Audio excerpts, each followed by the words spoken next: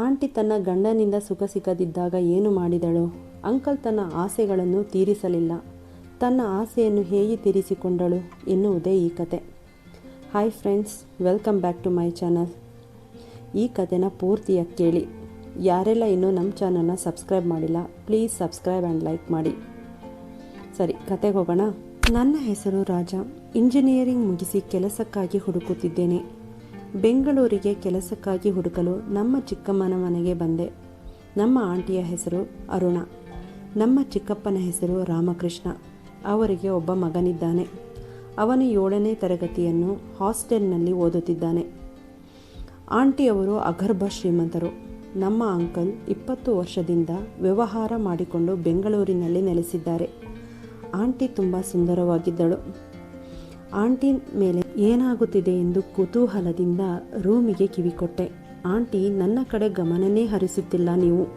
ಯಾವಾಗಲೂ ದುಡ್ಡು ಎಂದು ಆಚೆನೇ ಇರುತ್ತೀರಾ. ನಮಗೆ ಇರುವುದು ಒಬ್ಬನೇ ಮಗ. ಅವನು ಜೀವನ ಪೂರ್ತಿ ಕೂತು ತಿಂದರೂ ಕರಗದಷ್ಟು ಆಸ್ತಿ ಇದೆ. ನಿಮಗೆ ನನ್ನ ಮೇಲೆ ಆಸಕ್ತಿ ಇದೆಯೋ ಇಲ್ಲವೋ ಎಂದು ಜಗಳ ಆಡುತ್ತಿದ್ದಳು. ಏನು ಮಾತನಾಡುತ್ತಿದ್ದೀಯಾ ಅರುಣ? ನಮಗೆ ವಯಸ್ಸಿಗೆ ಬಂದಿರುವ ಮಗನಿದ್ದಾನೆ. ಆದರೂ ನೀನು ಈ ವಯಸ್ಸಿನಲ್ಲಿ ಏನೆಂದು ಮಾತನಾಡುತ್ತಿದ್ದೀಯಾ ಅಂತ ಅಂಕಲ್ ಆಂಟಿಗೆ ರೇಗುತ್ತಿದ್ದ. ಆಂಟಿ, ನಮ್ಮ ವಯಸ್ಸು ಎಂದು ಹೇಳಬೇಡಿ, ನಿಮ್ಮ ವಯಸ್ಸು ಎಂದು ಹೇಳಿ. ನಿಮಗೆ 47 ವಯಸ್ಸಾಗಿದೆ, ನನಗಿನ್ನೂ 37 ವಯಸ್ಸು. ಈ ನನ್ನ ಶರೀರಕ್ಕೆ ಅದು ಬೇಕೆನಿಸುತ್ತದೆ ಎಂದು ಜಗಳವಾಡುತ್ತಿದ್ದಳು. ಸರಿ, ನನಗೇಕೆ ಇದೆಲ್ಲ ಎಂದು ನನ್ನ ರೂಮ್ಗೆ ಹೋಗಿಬಿಟ್ಟೆ. ಇನ್ನು ಈ ಟೈಮ್ನಲ್ಲಿ ಯಾರು ಬರುತ್ತಾರೆ ಎಂದು ನಾನು ರೂಮ್ ಲಾಕ್ ಮಾಡದೆ ಬಾಗಿಲನ್ನು ಹಾಗೆ ಮುಂದಕ್ಕೆ ತಳ್ಳಿ ಮೊಬೈಲ್ ನೋಡುತ್ತಾ ಮಲಗಿದ್ದೆ. ಯಾರೋ ಬಂದ ಹಾಗೆ ಶಬ್ದವಾಯಿತು. ನಾನು ನೋಡಿದಾಗ ಅದು ಅರುಣ ಆಂಟಿ ಆಗಿದ್ದರು.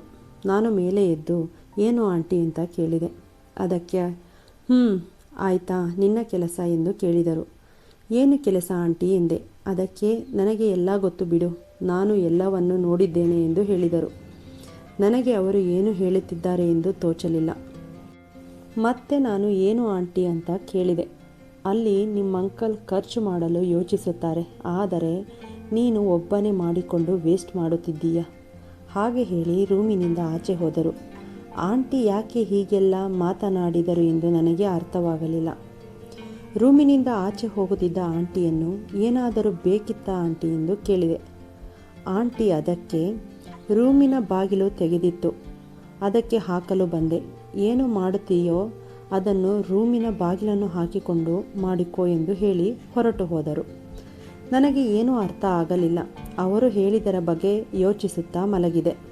ನಾನು ಬೆಳಗ್ಗೆ ಎದ್ದು ಫ್ರೆಶ್ ಅಪ್ ಆಗಿ ಲಿವಿಂಗ್ ರೂಮ್ಗೆ ಹೋದೆ. ಆಗ ಅಂಕಲ್ ಆಫೀಸ್ಗೆಂದು ತೆರಳಿದರು. ಆಂಟಿ ನನ್ನನ್ನು ನೋಡುತ್ತಾ ಫ್ರೆಶ್ ಅಪ್ ಆದ ಎಂದು ಕೇಳಿದರು. ನಾನು ಆದೆ ಎಂದು ಹೇಳಿದೆ. ಆಂಟಿ ಬಾ, ಟಿಫನ್ ಕೊಡುವೆ ಎಂದು ಹೇಳಿದರು. ನಾನು ಡೈನಿಂಗ್ ಟೇಬಲ್ ಹತ್ತಿರ ಹೋಗಿ ಕುಳಿತೆ. ಆಂಟಿ ಟಿಫನ್ ತಂದು ಡೈನಿಂಗ್ ಟೇಬಲ್ ಮೇಲೆ ಇಟ್ಟರು. ಇಬ್ಬರು ಕೂತು ಟಿಫನ್ ತಿನ್ನಲು ಶುರು ಮಾಡಿದೆವು. ಆಂಟಿ, ಆಮೇಲೆ ದಿನ ನೀನು ಈ ಘನ ಕಾರ್ಯವನ್ನು ಮಾಡುತ್ತೀಯಾ? ನಾನು ಆಗ ಯಾವ ಘನ ಕಾರ್ಯ ಎಂದು ಕೇಳಿದೆ. ಅದಕ್ಕೆ ಆಂಟಿ, ರಾತ್ರಿ ಮಾಡಿಕೊಂಡಲ್ಲ ಆ ಘನ ಕಾರ್ಯ. ನನಗೆ ಏನು ಮಾತನಾಡಬೇಕೆಂದು ತಿಳಿಯಲಿಲ್ಲ. ಅದಕ್ಕೆ ಸುಮ್ಮನಾದೆ. ಆಂಟಿ, ಯಾಕೆ ಸೈಲೆಂಟ್ ಆಗಿರುವೆ ಎಂದು ಕೇಳಿದರು. ಅದಕ್ಕೆ ನಾನು ಸಾರಿ ಆಂಟಿ ಎಂದು ಹೇಳಿದೆ. ಅದಕ್ಕೆ ಆಂಟಿ, ಎಲ್ಲದಕ್ಕೂ ಅದೃಷ್ಟ ಇರಬೇಕು ಅಂದಳು. ಗರ್ಲ್ ಫ್ರೆಂಡ್ ಇದ್ದಾಳಾ ಎಂದು ಕೇಳಿದಳು. ನಾನು ಇಲ್ಲ ಆಂಟಿ ಎಂದೆ. ಇದ್ದಿದ್ದರೆ ನೀನು ಯಾಕೆ ಈ ರೀತಿ ವೇಸ್ಟ್ ಮಾಡುತ್ತಿದ್ದೆ, ಬಿಡು ಎಂದು ಹೇಳಿದರು. ಏನಾಯ್ತು ಈಗ ಆಂಟಿ ಅಂತ ಕೇಳಿದೆ. ನನಗೆ ಬೇರೆಯವರು ಸುಖವಾಗಿರುವುದನ್ನು ನೋಡಿದರೆ ಬೇಜಾರಾಗುತ್ತದೆ ಕಣೋ ಎಂದು ಹೇಳಿದಳು. ಏನೇ ಆದರೂ ನಿನ್ನನ್ನು ಮದುವೆಯಾಗುವ ಹುಡುಗಿ ಅದೃಷ್ಟ ಮಾಡಿರುತ್ತಾಳೆ ಎಂದು ಆಂಟಿ ಹೇಳಿದರು. ಅಂಕಲ್ನ ಪಡೆದ ನೀವು ಅದೃಷ್ಟವಂತರೇ. ಹೌದಪ್ಪ ಬಿಡು, ನಮ್ಮ ದೇವರ ಸತ್ಯ ನಮಗೆ ಗೊತ್ತು ಎಂದು ಹೇಳಿದಳು. ನಿನಗೆ ಆ ಘನ ಕಾರ್ಯವನ್ನು ಯಾರೊಂದಿಗೂ ಮಾಡಬೇಕೆಂದು ಅನಿಸುತ್ತಿಲ್ಲವೇ? ಈ ರೀತಿ ಮಾತನಾಡುವುದರಿಂದ ನನಗೆ ಮುಜುಗರವಾಗುತ್ತದೆ ಎಂದು ಆಂಟಿಗೆ ಹೇಳಿದೆ.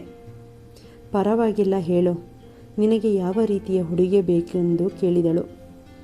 ನಮಗೆಲ್ಲ ಯಾರು ಬೀಳ್ತಾರೆ ಆಂಟಿ ಎಂದು ಹೇಳಿದೆ. ಮತ್ತೆ ನಿನಗೆ ಹುಡುಗಿ ಬೇಕೋ ಆಂಟಿ ಬೇಕೋ ಎಂದು ಕೇಳಿದಳು. ಅದಕ್ಕೆ ನಾನು ಹುಡುಗಿಯರ ಮೇಲೆ ಆಸಕ್ತಿ ಇಲ್ಲ, ಆಂಟಿ ಆದರೆ ಓಕೆ ಅಂದೆ. ಅದಕ್ಕೆ ಆಂಟಿ, ಯಾವ ರೀತಿಯ ಆಂಟಿ ಬೇಕು ಎಂದು ಕೇಳಿದಳು. ನಾನು ಅದಕ್ಕೆ ಸಿನಿಮಾ ನಟಿ ಪವಿತ್ರ ರೀತಿ ಇದ್ದರೆ ಸಾಕೆಂದೆ. ಅದಕ್ಕೆ ಆಂಟಿ, ನಾನು ಓಕೆನಾ ಅಂತ ಕೇಳಿದ್ಲು. ಹೌದು ಅಂದೆ. ನನ್ನ ವಯಸ್ಸು ಕೂಡ 37, ಗೊತ್ತಲ್ಲವೇ ನಿನಗೆ ಎಂದು ಕೇಳಿದಳು. ನಾನು ಗೊತ್ತು ಅಂದೆ. ಹಾಗಾದರೆ ನಿನಗೆ ನಾನು ಓಕೆನಾ ಅಂತ ಕೇಳಿದಳು. ನಾನು ಯಾವುದಕ್ಕೆ ಅಂತ ಕೇಳಿದೆ. ಎಲ್ಲ ತಿಳಿದಿರುವ ನಿನಗೆ ಇದರ ಬಗ್ಗೆ ಗೊತ್ತಿಲ್ಲವೇ ಎಂದು ಹೇಳಿದಳು.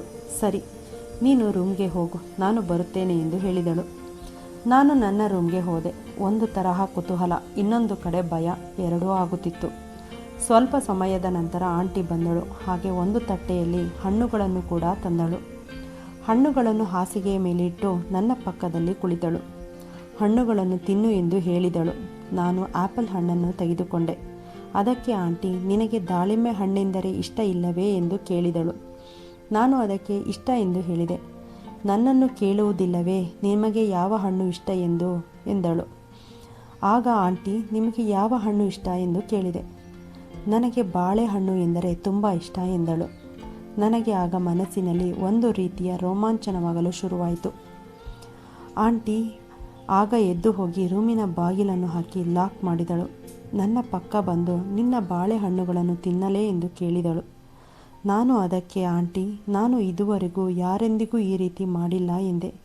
ನಾನಿಲ್ಲವೇ ಎಲ್ಲವನ್ನು ಹೇಳಿಕೊಡುತ್ತೇನೆ ಎಂದು ನನ್ನ ಭುಜದ ಮೇಲೆ ಕೈಯಿಟ್ಟಳು. ನಾನು ಅವರ ಭುಜದ ಮೇಲೆ ಕೈಯಿಟ್ಟು ಅವರ ತುಟಿಗೆ ತುಟಿಯನ್ನು ಸೇರಿಸಿದೆ. ಇಬ್ಬರು ಆ ಕ್ಷಣದಲ್ಲಿ ಏಕಾಂತಕ್ಕೆ ಜಾರಿದೆವು. ಹೀಗೆ ನನಗೆ ಕೆಲಸ ಸಿಗುವವರೆಗೂ ಮುಂದುವರಿಯುತ್ತಾ ಹೋಯಿತು. ಕೆಲಸ ಸಿಕ್ಕ ನಂತರ ನಾನು ಬೇರೆ ಕಡೆಗೆ ಶಿಫ್ಟ್ ಆದೆ. ಆದರೂ ಆಗಾಗ ಆಂಟಿ ಕರೆ ಮಾಡಿದೊಡನೆ ಹೋಗಿ ಆ ಕೆಲಸವನ್ನು ಮುಗಿಸಿಕೊಂಡು ಬರುತ್ತೇನೆ. ಈ ಕತೆ ನಿಮಗೆ ಇಷ್ಟ ಆದರೆ ಲೈಕ್ ಆ್ಯಂಡ್ ಸಬ್ಸ್ಕ್ರೈಬ್ ಮಾಡಿ. ಧನ್ಯವಾದಗಳು.